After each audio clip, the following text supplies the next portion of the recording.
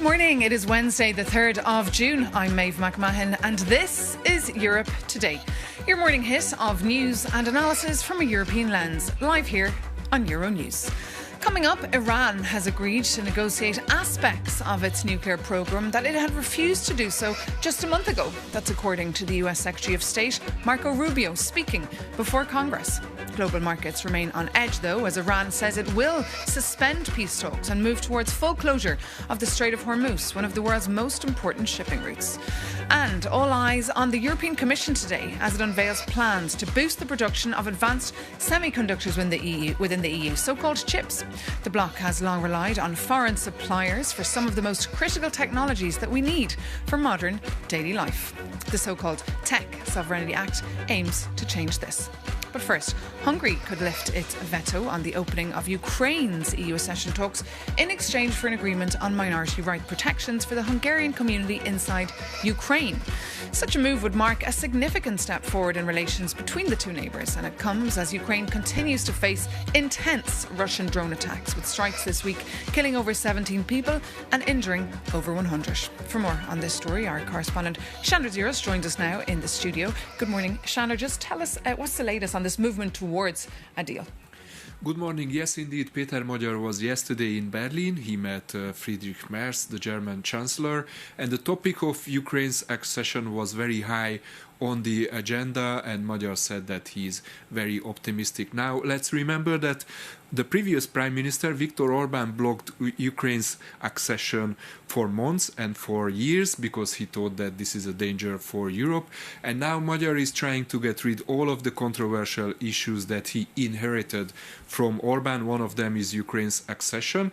Magyar's condition is that Ukraine agrees on the protection of the minority rights, education and culture. Here we are talking about an 11-point action plan proposed by Hungary. Magyar said that the talks are advancing, he's optimistic and he could meet Zelensky next week. Let's take a look at what he said. So far, these negotiations are progressing very encouragingly. We hope that they can even be concluded at a technical level this week.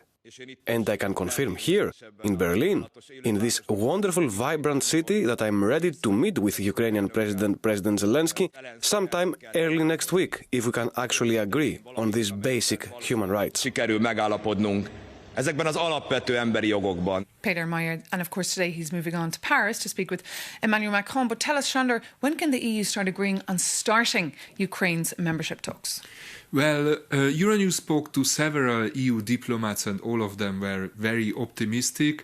They are saying that before the next EU summit at the 18th of June, there could be an agreement and Hungary could lift its veto.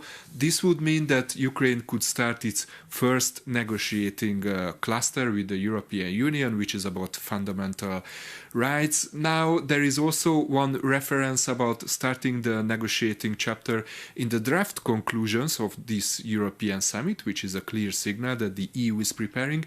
And let's not forget that, Ukraine's accession is very high on the agenda of Antonio Costa, the head of the European Council, and Ursula von der Leyen, president of the European Commission. So everyone seems to be on the same side. And also, this could be a very big step also for Ukraine, because after years of waiting, they could actually start the negotiations with the EU. So you're saying everyone could be on the same side. That's something that rarely happens at those EU summits. Chandler Ziros, thank you so much for that update. Now, trade and finance ministers from all across the globe are huddling in Paris today for the OECD's annual ministerial. For the view now from the Australian government on all the challenges facing the world today, we can cross now to Paris, where we're joined by the Australian Trade and Tourism Minister. That's Don Farrell, of course. Good morning, sir. Great to have you with us on Europe Today. You're very welcome. Good to be talking with you, Maeve. So look, you're in Paris today for these important talks. You seem to be edging closer and closer to Europe all the time. Is that because of the uncertainty of the US administration and the threats perhaps posed by China today? Look, once we came to government 4 years ago, pretty much this month, we had decided that because of problems that we'd had in our trading relationship around the world, that we needed to diversify our trading relationships and not have all our eggs in the one basket, as they say. And so, over the last 4 years, we have developed new trading relationships. The United Kingdom, for instance, we've signed a free trade agreement with them. That's working really well, and our trade is up very, very significantly with the United Kingdom. With India, our trade's almost doubled with India since we reached a trade agreement. We reached an agreement with the UAE again. That's been very successful. And now, most recently, the hardest of them all was a free trade agreement with the Europeans. But we signed that a few weeks ago in Sydney. You did indeed. It's always complicated, isn't it, when it comes to the European Union? But this all happens as well in a backdrop of potential prolonged instability in the Middle East that potentially could push the global economy closer to recession. Tell us what's your view here, especially bearing in mind that you're in Paris today at these talks, and how this war is impacting the Australian economy. Yeah, look, there's no doubt, Maeve, that'll be a hot topic that we'll be discussing over the next few days. My job in particular, since this war began, was to ensure that Australia had enough fuel, whether it be petrol, diesel or airline fuel, and fertiliser for our crops.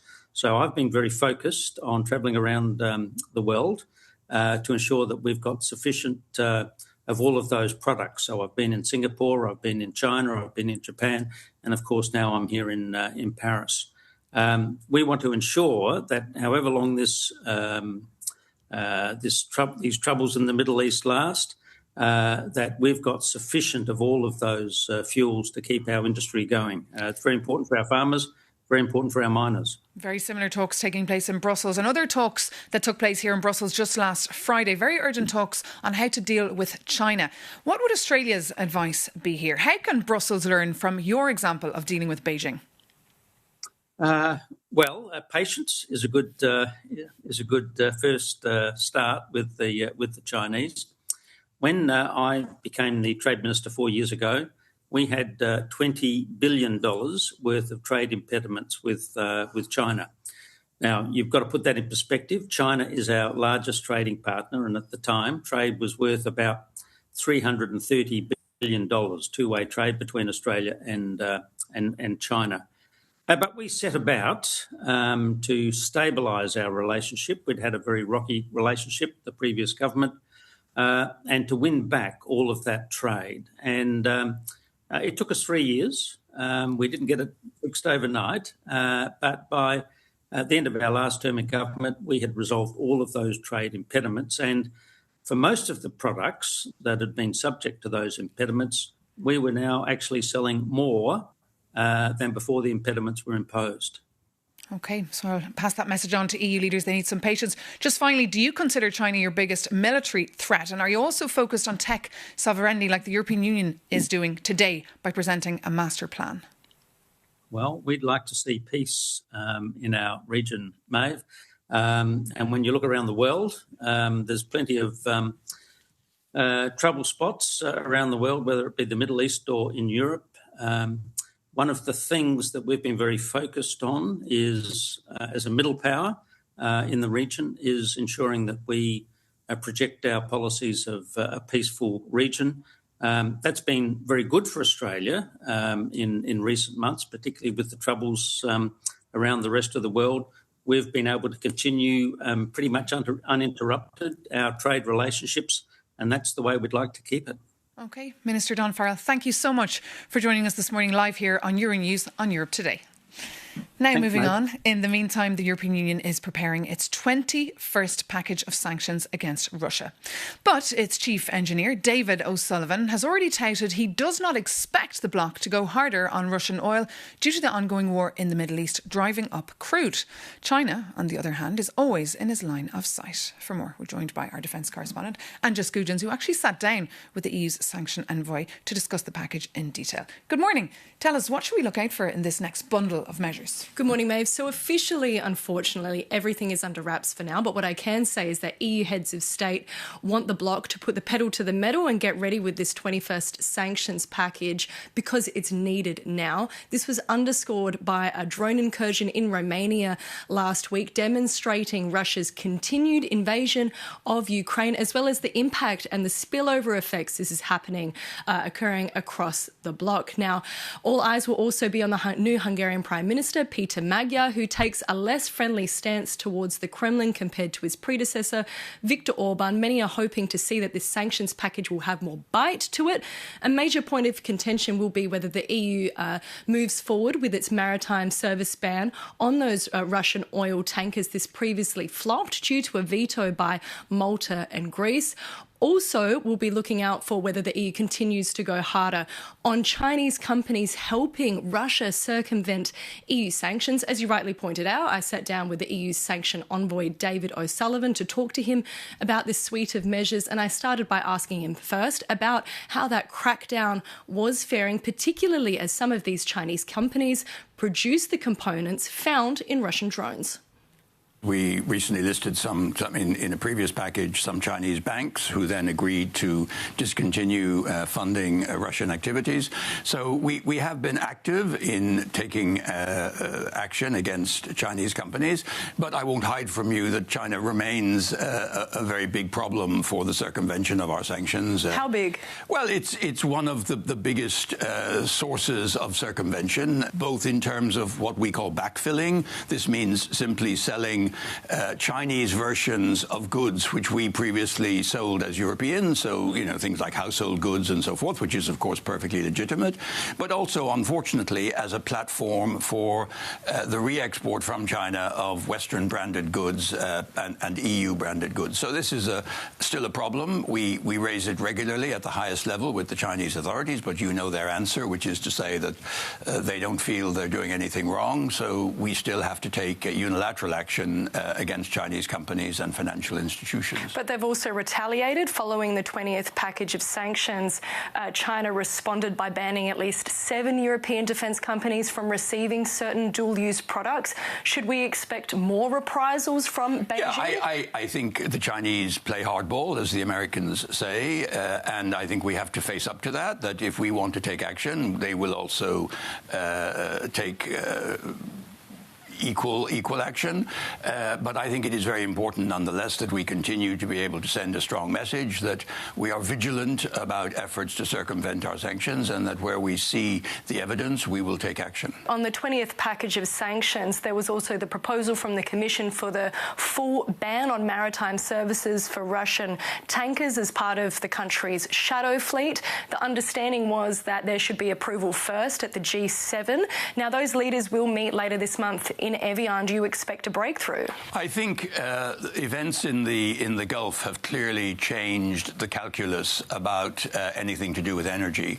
For the moment, what all Western economies are struggling with is access to energy at reasonable prices. The price has gone up, and there is scarcity of supply, also in the area, for example, of refined products, so diesel, jet fuel, and so forth. So I think at this point there is no appetite to take additional measures which might aggravate that situation. But I think the fundamental point, Angie, is that, our sanctions on the energy side are having a huge impact on Russia. Russia's revenue has gone down. The public finances are in great difficulty. They're in deficit. So I think, notwithstanding the fact that we may not move forward in the short term on the maritime services ban, everything that we have done, whether it's the oil price cap, whether it's the actions against the shadow fleet, all of this has contributed to seriously undermining Russia's revenue from hydrocarbon exports. And this was one of our key objectives, and it is working. Our Anja Skujins there with David O'Sullivan. But moving on now to the Middle East. In signs that peace talks have made very little political progress, the US and Iran have launched fresh strikes. Despite claims from the US Secretary of State, Marco Rubio, that a deal was within reach, the reality on the ground looks different. For more Euronews' Stefan Kobe joins me now here in the studio. Good morning, Stefan. Good morning, Maeve. It's getting very hard to follow all these mixed messages. Please enlighten us. Yeah, well, absolutely, Maeve. Donald Trump likes to call himself the master of the deal. But when it comes to a ceasefire with Iran, it's really hard to tell what exactly he is negotiating for. One day, Trump says peace is within reach. The next day, he sounds pessimistic. Then he suggests the breakthrough could happen any moment. A few hours later, he appears to lower expectations again. Now, for America's allies, financial markets, and certainly Iran, deciphering Donald Trump's latest position has become a full-time job. Now, Trump would argue that's exactly the point. Unpredictability has always been a part of his brand. Keep everyone guessing and you keep the upper hand. But there is, of course, another way of looking at it. Now, critics say the shifting messages reveal a deeper problem, and it's not strategic ambiguity, but strategic uncertainty. They argue that the White House has no plan and is trying to find a solution sort of on the fly. So every new Trump statement is now scrutinized for clues. Is he signaling a breakthrough, preparing the ground for a compromise, or is he just changing course again? So that's the challenge with Trump's diplomacy. The line between negotiating tactic and confusion is sometimes not visible, Maeve. And certainly keeping you very busy. And of course, we can read more of your analysis on euronews.com. Stefan Kobe, thanks Absolutely. for that. And due to this, of course, oil prices have been incredibly volatile again this week because of the uncertainty around supplies getting through Hormuz and prolonged hold-ups. For more on the impact on financial markets and energy prices, we're joined now by Osama Rizvi. He's an international economic and energy analyst. So good morning, Osama. Welcome to Europe Today. So first question, are markets reacting rationally, do you think, to the risks right now? Or do you think investors are underestimating how serious this could become? Well, thank you so much for having me today. I think it's a bit of both. When you see the markets, there seems to be a continuum on which the reactions can be perched upon. For instance, the oil markets. Look at the oil markets. A few weeks ago, the difference between the physical markets and the paper markets was huge. The spread was somewhere around $36 to $38. But now, as we speak today, that spread seems to be shrinking. But is the conditions or the circumstances better now? Are the circumstances better now? Not at all. So which means that markets are sort of divided, confused. They're in a haze as to what will happen next, and this confusion, uncertainty, is what is fueling this dual behavior, I would say. But moving forward, one thing is very important to understand, that fundamentally speaking, from oil markets to the financial markets, the chances of both turning ugly or things getting worse are unfortunately more than them getting better before. And you said the markets are feeling confused. What about consumers? How concerned should we be about fuel prices rising further at the pumps? Well, consumers have been very clear about what is going around, and also being very clear in terms of their future confidence regarding the global economy. For instance, economic confidence in Europe is down. When you look at the US, it's at the US Michigan Consumer Sentiment Index is down to multi-years low. You look at the input cost, especially in Europe, it has increased to a 4-year high. Similarly, you look at across the consumer centers, I think it's showing confusion. It's all very gloomy, isn't it, Osama Rizvi? But thank you so much for joining us this morning and bringing us all your analysis. And now, as you heard earlier, EU leaders are still scratching their heads about how to prepare for increasing drone incidents along the EU borders. For more on what's at stake, here's our Jakub Janis. If you think this is how war sounds, your reporter has bad news for you. Things have changed, and you should be more wary of this sound. After last week's Russian drone crash into Romanian apartment block, Moscow offered no apologies. Instead, Russia's Deputy Security Council chairman, Dmitry Medvedev, issued a chilling threat. He warned that because European governments supply weapons to Kiev, the citizens of EU states will not be able to sleep peacefully. So how can Europeans defend themselves from drones? The EU has an action plan on drone security, but a leaked document from last week reveals how member states actually plan to put it into practice, focusing on 3 key areas. Number 1 is stricter identification. The bloc wants tighter registration rules so authorities can instantly tell a harmless civilian drone from a hostile threat. And second is smarter detection. Member states want to use advanced sensors and artificial intelligence to spot incoming drones near critical infrastructure. And lastly, we have intelligence sharing. Brussels wants to act as a central hub for coordinating data across the continent. But here we have a little problem. National governments insist this sharing must remain strictly voluntary to protect classified information and avoid duplicating NATO's efforts. So let's go back to our drone case in Romania. The Ministry of Defense acknowledged it could not shoot down the drone due to its proximity to people's homes, and authorities had just 4 minutes to act. And as long as the drone security remains primary and national competence, European governments will operate in silos, and citizens will see the consequences. The Baltic region was rattled by at least 6 suspected incursions in May alone, with one incident even forcing Lithuanian president to take shelter underground. So yes, the EU is trying to work together on securing its skies, but with threats from Russia, it must build a truly unified defense before it's too late. And that brings this edition of Europe Today to an end. Thank you so much for your company. As always, you can always reach out at europetoday@euronews.com. But in the meantime, stay tuned to us here at Euronews and see you soon.